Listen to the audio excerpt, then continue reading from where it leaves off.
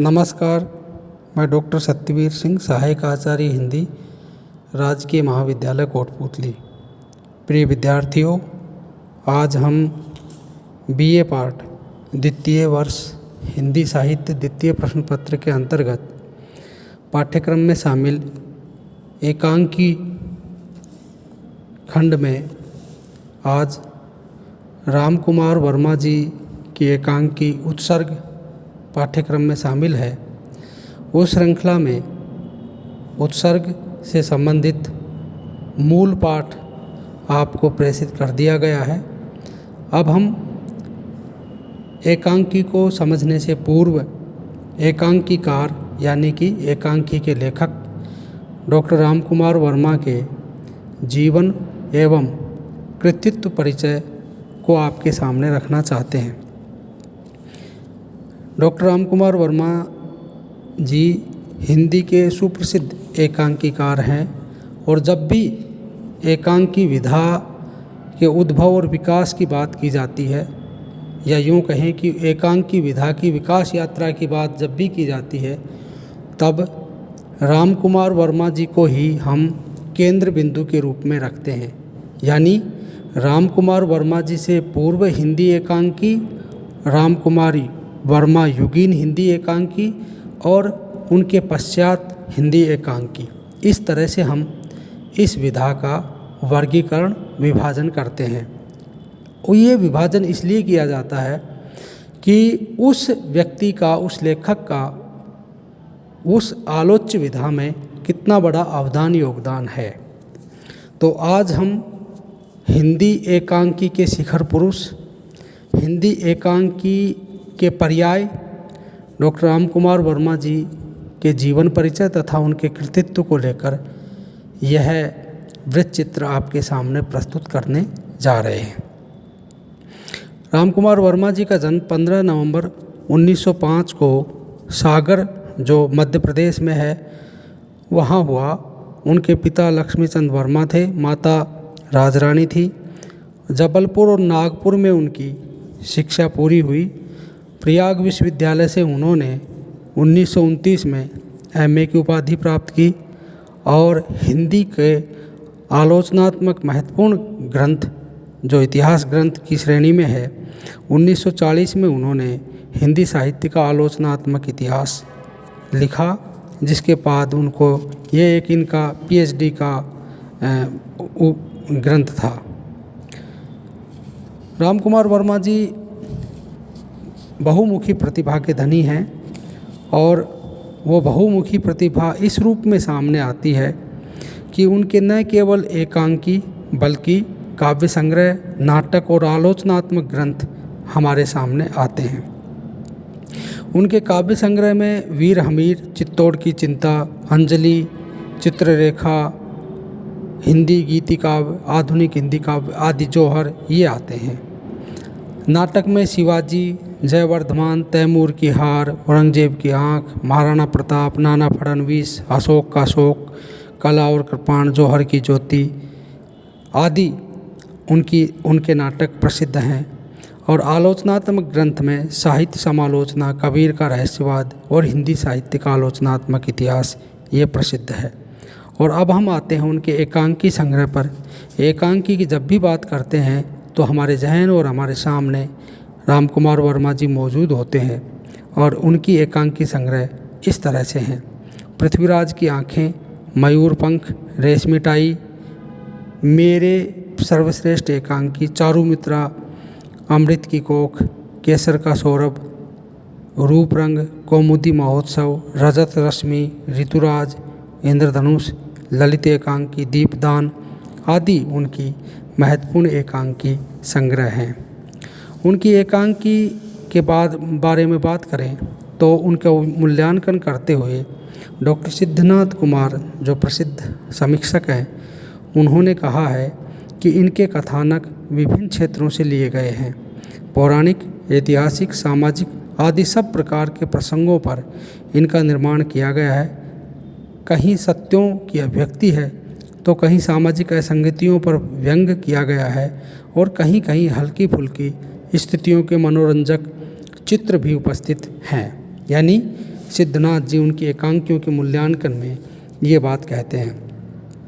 रामकुमार वर्मा जी के ऐतिहासिक एकांकी साहित्यिक और रंगमंची नाटकों के समन्वित रूप में दिखाई देती है। साहित्यिकता और रंगमंचीयता दोनों गुणों से संपन्न होने के कारण इनके एकांकी कहीं भी सीमा का अतिक्रमण बिल्कुल नहीं करते। रामकुमार वर्मा की एकांकियों में न तो प्रसाद जी यानी जयशंकर प्रसाद जी जैसी गंभीरता व सूक्ष्मता है और न ही पारसी नाटकों जैसी उच्छृंखलता।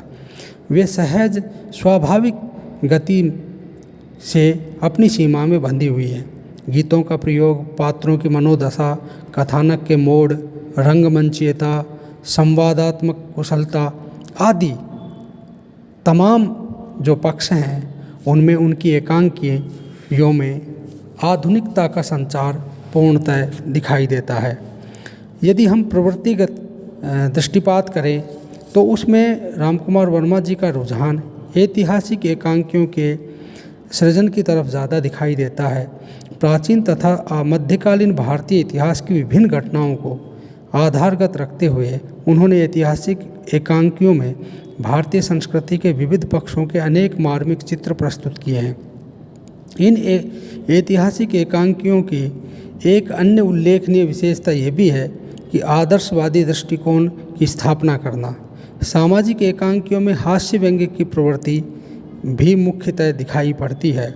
उनके पात्रों के मनोभावों का सूक्ष्म चित्रण करने में भी वे पर्याप्त सफलता अर्जित करते हैं। यदि संवादों की बात की जाए तो भाषा सरल होने के कारण उनके संवादों में भंगिमा पूर्णतः मौजूद है।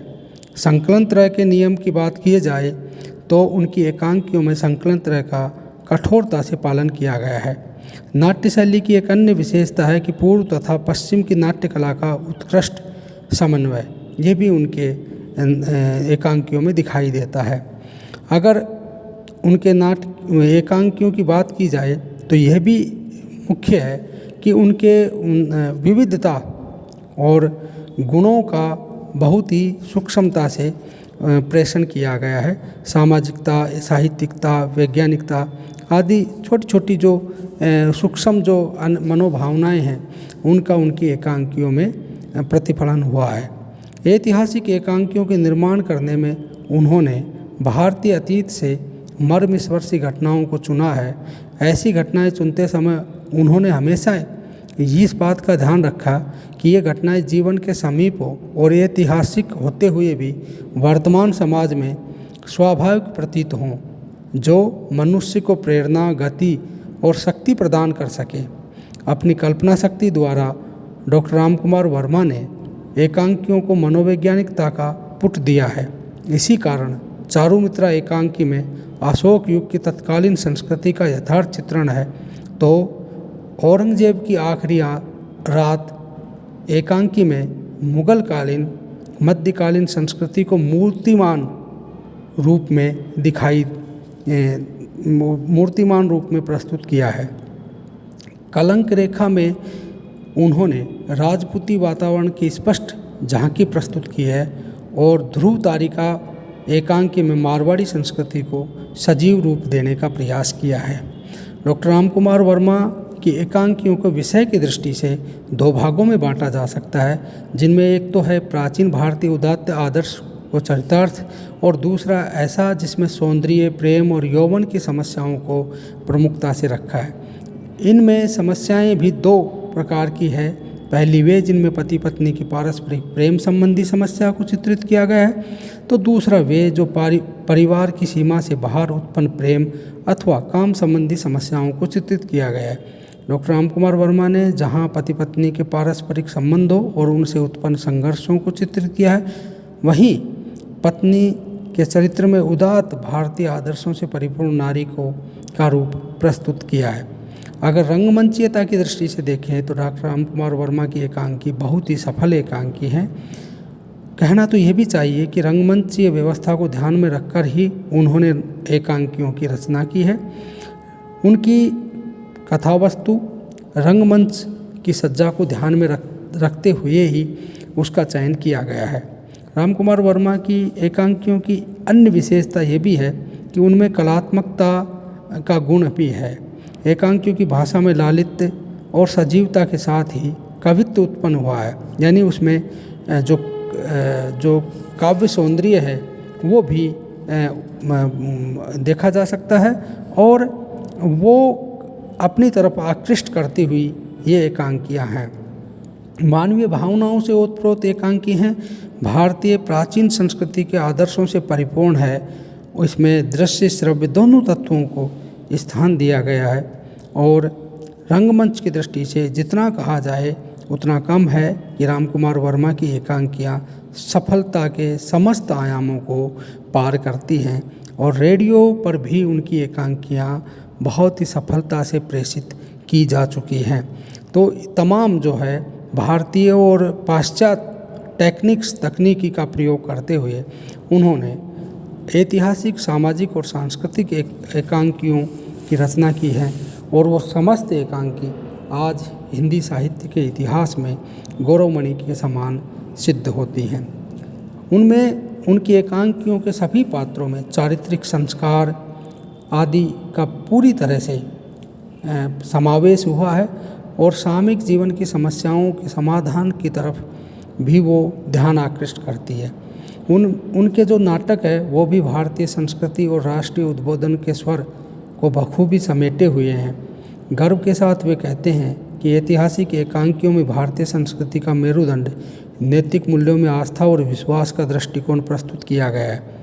उनके सामाजिक एकांकी प्रेम और सेक्स की समस्याओं से संबंधित है। ये एकांकी मानसिक अंतर्द्वंद की आधार भूमि पर यथार्थवादी क्लेवर में समाज और जीवन की वस्तु स्थिति तक पहुंचती हैं। पर इन एकांकियों में लेखक की आदर्शवादी सोच इतनी गहरी है कि वे आदर्शवादी झोंक में यथार्थ और मनमाना नाटकीय मोड़ दे देते हैं। इसलिए उनके स्त्री पात्र शिक्षा और नए संस्कारों के बावजूद प्रेम और जीवन के संघर्ष में जीवन का मोह त्याग कर प्रेम के लिए उत्सर्ग कर बैठते हैं और मानो उत्सर्ग या प्राणांत ही सच्चे प्रेम की कसौटी हो। आधुनिक पात्रों पर भी लेखक ने अपने आदर्शवादी सोच को एक तरह से थोपने का प्रयास किया है। तो ये कहीं कहीं उनकी एकांकियों का एक दुर्बल पक्ष हम कह सकते हैं कि उन्होंने भारतीय संस्कृति के जो उदात्त मूल्य हैं उनके आधार पर आधुनिकता को परखने की कोशिश की है और कहीं कहीं वो आधुनिक जब भारतीय समाज और पात्रों की मनोदशा को प्रकट करते हैं तो वो आधुनिकता में प्राचीन जो संस्कृति है उसका कलेवर या उसका मुलम्मा चढ़ा देते हैं और उससे वो जो पात्र हैं उनका यथार्थवादी दृष्टि सामने नहीं आ पाती है। तो हम अंत में यही कहेंगे कि डॉक्टर रामकुमार वर्मा एक कुशल और सजग शब्द शिल्पी हैं। उनके नाटकों में चित्रधर्मिता के समावेश ने भाषा में गहन प्रभावनीति पैदा की है। तो काव्यात्मक स्तर पर उनकी भाषा ने अनेक कल्पनाशील, रमणीय और देश काल की सीमाओं से परे काव्य अनुभव को रचा है। लेकिन भाषा के अतिरिक्त साज समाज के मोड़ पर गढ़े गए दीर्घ संवादों ने प्राय उनके नाटकों में स्वाभाविक प्रवाह को अवरुद्ध भी किया है। डॉक्टर रामकुमार वर्मा अपनी विचारधारा और दर्शन की अनुभूति से समग्र युग, जीवन और दर्शन को एक सूत्र में पिरोने की कोशिश करते हैं और कर रहे हैं हुई है। एकांकी साहित्य के विकास और वृद्धि में उनका योगदान सदैव हिंदी साहित्य के इतिहास में याद किया जाएगा। जब भी एकांकी विधा की बात की जाएगी तब तक डॉक्टर रामकुमार वर्मा को हम याद करते रहेंगे और सचमुच उनकी एकांकियाँ आधुनिक भारतीय और पाश्चात्य तकनीकी हैं उन पर उनके आधार पर खरी उतरती हैं और आज भी वो हमारे भारतीय आधुनिक समाज को राह दिखाती हैं। धन्यवाद।